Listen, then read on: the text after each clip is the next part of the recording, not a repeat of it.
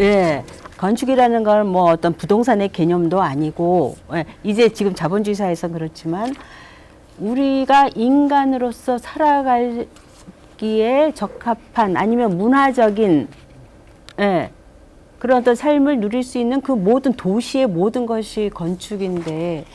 그러니까 예를 들면은 주거와 관련된 건 헌법에도 있죠. 뭐냐면 국가는 국민들이 살 수 있는 주거를 공급해야 되는데 그게 쾌적하고 쾌적하고 행복하게 뭐 그렇게 살 수 있는 거를 만드는 게 그러니까 기본권으로서 주어지는 거예요. 그게 헌법에 따로 조항으로 있고 그거와 또 더불어서 뭐 저 거주 이전의 자유를 보장하는 법들이 있는 건데 그러니까 보통은 그게 주거라는 게 기본적으로 기본권이잖아요. 인간이 살기 위해서 당연히 있어야 하는 거, 그게 기본권이고, 그래서 보통은 그게 어떤 식으로 해석되냐면 사회권적 기본권으로 해석돼요. 그래서 그걸 보장해주는 방식으로 만들어지는 건데, 한국은 아까 거주 이전의 자유처럼 자유권적 주거권만 보장되는 나라인 거예요. 그러니까 그냥 자유에 놓여져 있는 자유. 근데 여전히 이거를 한국의 국가 모델 방식이 보통 저 개발국가 모델이라고 하는 디벨롭먼트 네이션이라고 해서 개발국가 모델인데 개발국가 모델이라는 게 그냥 쉽게 얘기하면 저 개발도상국이에요. 근데 개발도상국이라는 게 생존을 위해서 경제적 발전을 위해서 시민들이 가지고 있는 기본권을 좀 이렇게 제약할 수 있는 거예요. 이게 독재적 속성을 갖고 있어요. 그러니까 그거 기본권을 누르면서라도 어쨌든 간에 경제적으로 이렇게 발전하겠다라는 게 기본적으로 그 개발국가 모델인데 저는 한국은 여전히 개발국가 모델을 채택하고 있다고 생각해요. 왜냐하면은 그러면은 기본권을 보장하는 게 최우선이거든요. 이게 예를 들면은 지금 코로나19 같은 그 재난 상황에 국가가 통제하거나 개입할 수 있어요. 있게 되어 있죠. 법에 되어 있는데 그게 그 조항에 뭐라고 되어 있냐면 통제할 수 있는데 기본권은 제약하면 안 돼요. 그러니까 예를 들면은 그 사람들이 생활하고 뭐 하는 거에 기본권을 제약하지 않는 선상에서 통제할 수 있는 건 거지 기본권까지 손대면서 뭔가를 할 수 있는 게 아니거든요. 근데 뭐 그런 식으로 되게 적극적으로 해석하면 주거권도 마찬가지인 거예요. 그게 기본권으로 보장되어 있냐? 그렇지 않죠. 뭐 예를 들면은 한국의 무주택자가 거의 반반이거든요. 집이 있는 사람과 없는 사람과 반반. 그리고 아까 그 코로나 상황에서 치면 저희 집 같은 경우에 대부분 우리가 보통 서민이라고 하는 층이 집이 15평에서 20평 내외에 살아요. 근데 잘 아시겠지만 아파트는 15평, 20평을 공급한 적이 거의 없어요. 그러니까 그게 주로 서민 세대임에도 불구하고 대부분은 30평형이라는 거를 공급하죠. 근데 15평에서 20평이 가구의 인원수와 상관없이 그걸 공급하는 거예요. 근데 저는 애가 둘이 있고 부부니까 넷이잖아요. 넷이 한 10몇 평짜리 집에서 살죠. 아마 많은 부분들이 그럴 거예요. 그럴 건데 그러면 최소 주거의 면적도 안 되고 그러면은 기본적으로 공공시설들이 그걸 보완해주고 있는 거거든요. 그게 도서관이든 무슨 뭐 체육관이든 미술관이든 박물관이든 주변에 있는 일종의 생활문화시설 같은 것들이 주거의 모자른 부분들을 보완해주고 있고 그걸 채워서 어쨌든 간에 그나마도 작동할 수 있게끔 만들어 놓은 건데 저는 이 코로나 할 때 제일 그러니까 정부 정책 중에 제일 잘못된 것 중에 하나가 공공시설을 일본으로 폐쇄한다. 도서관 문 닫고 체육시설 문 닫고 다 문 닫는다. 이 문제가 있다고 생각해요. 그러니까 거기에서 전염의 가능성이 있다 하더라도 예를 들면 100명이 오던 데를 20명으로 줄이던 100명이 오던 데를 10명으로 줄이던 그래서 어쨌든 간에 적극적으로 그거를 이렇게 분산하는 정책을 했어야지만 적어도 그렇게 그 주택가 특히나 그렇게 되게 열악한 주택가에서 이걸 해결할 수 있는데 뭐 심하게 얘기하면 저는 책임 회피하는 거라고 생각해요. 자기 시설에서는 안 생겨야 되고 자기 영역에서는 안 생겨야 되고 뭐 이런 것들 하는 건 거죠. 최근에 버스 줄이는 것도 마찬가지죠. 이거 전염 때문에 공공버스 운행을 줄인다는 건 저는 이해할 수 없어요. 그러니까 그 안에서 타는 인원을 조절하거나 해서 되도록이면 좀 분산되게 이거를 해야 되는데 그렇게 안 돼 있는 거죠. 근데 이거를 쉽게 얘기하면 정책의 기본 방향이 시민들이 안전하게 잘 만날 수 있게를 설정해두고 거기에 맞는 정책을 해야 되는데 이게 없는 거예요. 잘 만나게 하려고 하는 게 아니라 못 만나서 걸리지 않게 버스에서 안 걸리고 공공시설에서 안 걸리고 하게끔 하는 것 같다는 생각이 네 듭니다. 근데 저는 그게 기본권하고 관련되어 있는 문제인 것 같아요. 하나만 더 말씀드리면 그렇게 공공시설이 일괄 폐쇄되면서 어떤 것들이 폐쇄됐냐면 경로당들이 다 폐쇄됐거든요. 근데 경로당이 다 폐쇄됐는데 경로당이 공적 자금이 들어가는 데들은 다 폐쇄한 것 같아요. 그러니까 기본적으로. 근데 경로당에 어떤 시골 마을에 갔는데 거기에 할머니 할아버지 분들이 4분이 오시는 경로당이에요. 그러니까 매번 이분만 오시는 거야. 이분들은 진짜 1년 내내 외지 사람이라는 사람들을 거의 접하지도 못하시는 분들이고 이분들도 기본적으로 장애인이죠. 예, 예. 그러니까 그 활동 자체를 못 하니까. 근데 보통 시골의 그런 그 경로당의 노인분들은 서로의 안전을 서로 체크하는 분들인 거잖아요. 이게 적어도 사회가 만들어준 최소한의 안전망이에요. 아, 오늘도 무사하구나. 오늘도 건강하고 이거를 안 나오면 서로 걱정하고 찾아가 보고 이걸 하는 거인 거잖아요. 근데 여기를 폐쇄했어요. 예를 들면 근데 시골 마을은 대부분 어르신들이 부부라기보다 거의 이렇게 독거노인 분들이 엄청나게 많으시거든요. 혼자 사는 거예요. 집 혼자에. 이분들을 집에다가 격리시켜 놓은 거잖아요. 그럼 이분들의 안전은 누가? 이렇게 하려면 적어도 공공에서 무슨 게 뭐 보건소가 됐든 뭐해서 계속 체크할 수 있게 해주거나 매일 가서 뭔가를 확인해주거나 뭔가를 해야 되는데 그런 조치는 없이 그냥 폐쇄하면서 이분들은 그냥 강제 격리되는 거 구조처럼 되는 거인 거잖아요. 그러니까 그런 일들이 벌어지는 게 아마 경로당뿐만 아니라 아마 있을 거예요. 지금 그런 일이 더블리그 시대 복지관에 계신 소비자분이 지금 그런 상황에 놓여있다. 맞아요. 경로당에 있는 노인들처럼 지금 이게 자택에 경기다는 그 주주인들 정말 어떻게 할 수 없는 건 상황이에요. 맞아요. 인터뷰가 기사에 있어요. 그러니까 부모님이 자기 자녀가 그걸 장애를 갖고 있는데 확진 받으면 나도 확진 걸려가지고 같이 가서 케어해줘야 되니까. 예. 그러니까 그런 정도로 얘기를 하는 건데 사실은 사회 안전망이라는 게 그렇게 할 수 있게끔 해줘야 되는 거잖아요. 그러니까 최소한의 기본권이잖아요. 밥 먹고 뭐 그냥 돌아다니고 뭐 이런 정도가 안 되는 상태인데 그렇게 그냥 다 격리한 거니까. 그건 공간의 어떤 문제인지 사회 시스템의 문제인지 그것도 복합적인 요도 복합적이죠.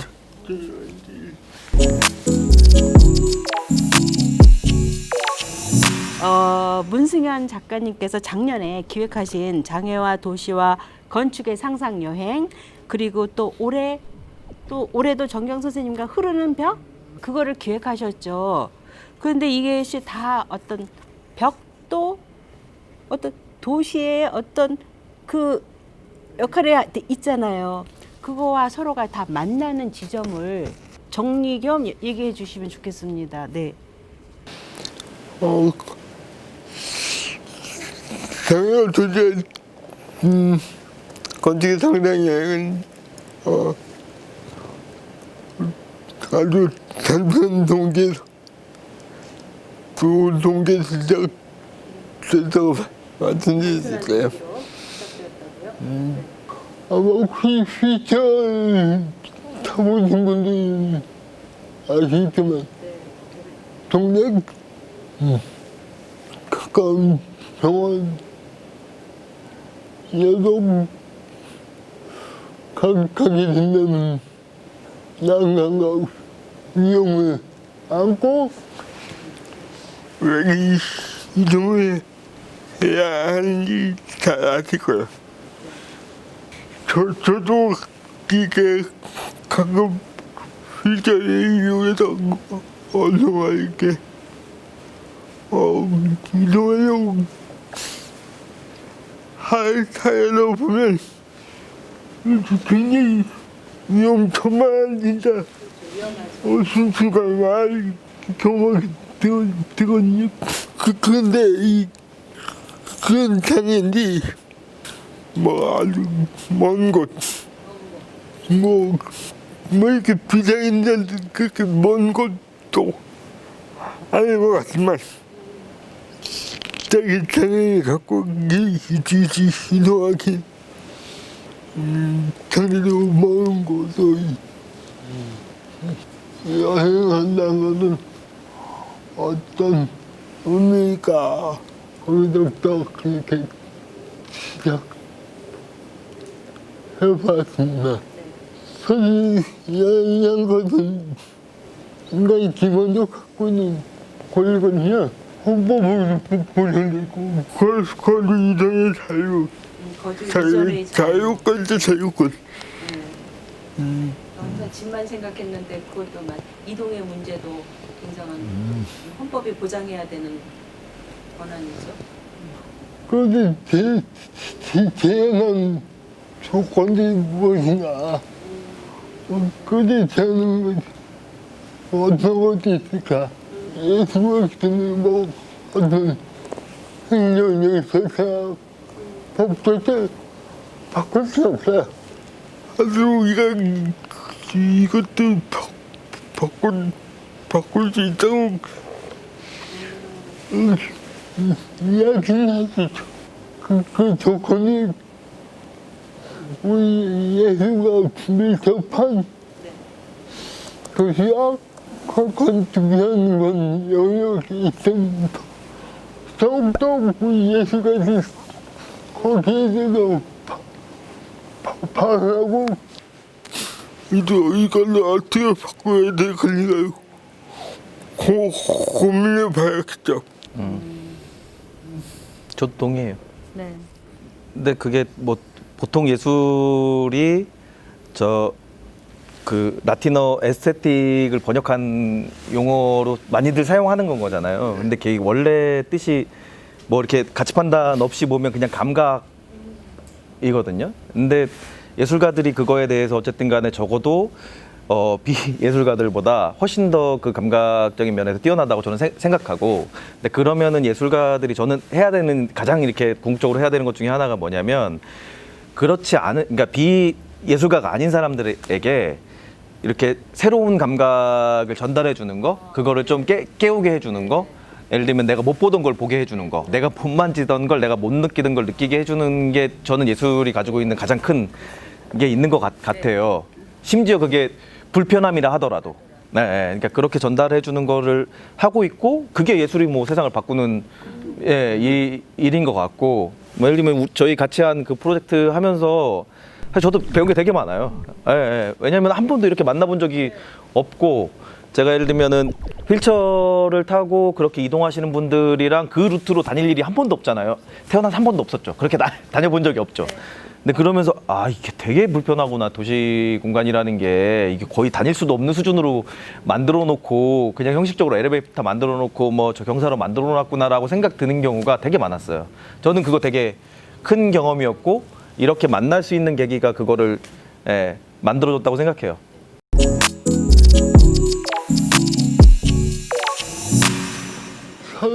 사회운동 하시는 분들처럼 정말 열정적으로 막 이렇게 뭔가 이렇게 투쟁을 하면서 하는 것이 아니더라도 저의 얘들 언어로서 예술 언어로서. 그저 이것들이 어떻게 밀적으로 좀더 예술적으로 만들어진 그 환경을 조성해야 한다고 말할 수 있겠죠. 그런 벽을 대학에도 이쪽에 미적 개념을 제시했다고 봐요. 보통 우리가 건축이나 도시 이야기할 때 건축의 조용동 도시 효소만 보고 이렇게 서기다가 만들만 거기에 좀 더 당연히 시각에서 본 좀 더 나은 도시 건축 미래 자기가 대체는 무장형이 이루어지니까 어떻게 유튜브가 들어도 됩니다. 그러면 흐르는 벽이 그러니까 우리의 어떤 이 관계성이나 인식이 바뀌어지면서 이게 벽이 흐른다는 의미가 벽은 굉장히 고착화된 거잖아요. 그리고 건축에서도 벽이란 굉장히 단단한 거고 내구성이 있어야지만 튼튼한 거고 그런데 작가님은 흐른다고 표현하셨어요. 네, 그거를 좀 더 연결시켜서 좀 말씀해 주시면 좋겠는데. 한국말을 끝까지 들어봐야 안 돼. 네, 끝까지 안 들어서 죄송합니다. 끝까지 들어봐야 안 돼. 안 돼. 너무 대학이하고 제목을 그렇게 되니까 어떤 분은 어떻게 벽이 흐르지? 저거 딱 고정되어 있다는 말이야. 그래야 이게 건축이 세워지고 어떤 공간을 만들고 하는 것이 아니라 그게 좀 더 언어적인 해석을 좀 가미시켜보면 더 다양한 해석이 나올 수 있을 것 같아요. 우리가 흔히 공부를 지도나 내비게를 보기는 이렇게 길 나올 때 길. 도시의 길은 어떻게 나 있죠? 어떤 것들 중심을 낳는 것 같습니까? 길양 쪽으로 건축물이 건물이 네. 쭉 있죠. 네, 길을 중심으로 양쪽으로. 네. 네. 그 건축물을 받치고 있는 게 뭔가 벽이 있어. 아, 벽. 네. 그- 네. 그러니까 도시의 기술은 벽 사이로 아, 흐른다. 아. 벽 사이로 흐르고 있는 마을 붙여보네. 기는 벽 강이 흐르는 벽 강이 흐르는. 사람들이 이렇게 통행하면서 대서고 하면 말소리가 하는 그런 도시의 벽들을 한번 생각해봐도 그런 해석도 가능하고 단대의 공간이기보다 좀 더 유연하고 서로 연결된 그런 공간을 우리가 상상해보자. 나는 부르겠습니다.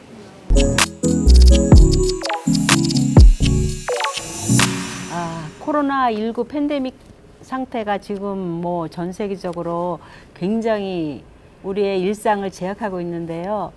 오늘 다양한 이야기들을 우리 삶과 관계된 다양한 이야기들을 해주셨는데 두 분께서 각자 못다한 말씀이라든지 마무리하시고 싶은 말씀들이 있으면 해주시기 바랍니다.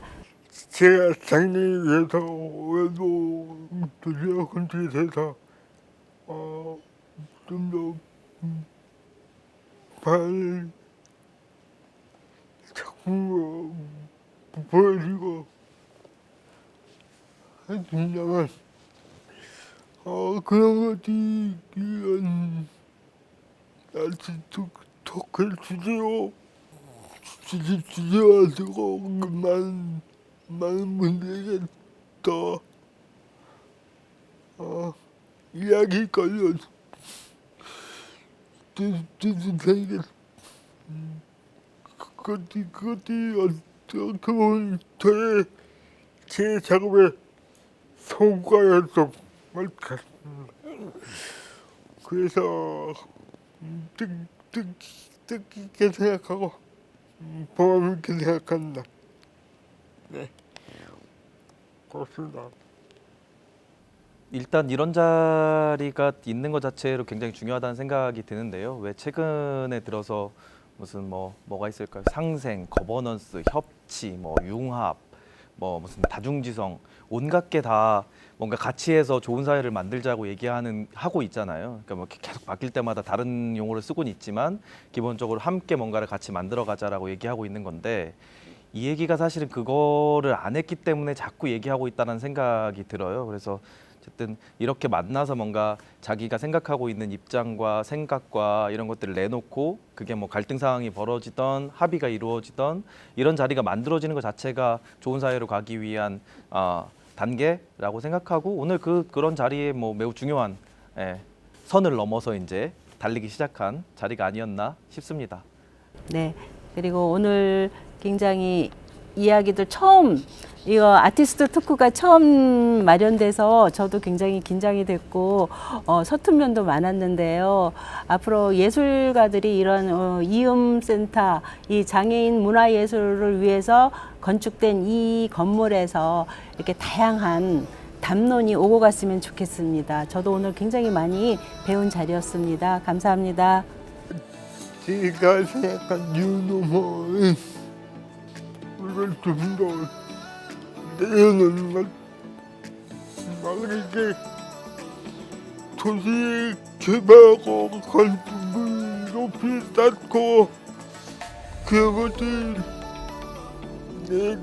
내놓고 도시가 좀 더 지속 가능한 상태로 발전이 좀 각자 개개인이 내 삶의 여유를 찾게 도와주는 것이 도시의 역할인 것 같습니다. 저는 그동안 노멀이라는 게 누군가가 만들어준 노멀 위에 우리가 살았다고 생각하는데 그 노멀을 내가 주인이 돼서 우리가 주인이 돼서 만들어진 사회, 만들어진 도시 그렇게 내가 만든 사회에서 내가 책임을 지고 내가 만들어가는 도시에서 살고 싶고 그게 기본적으로 뉴노멀의 좀 이렇게 도시가 되면 좋지 않을까 싶습니다. 네.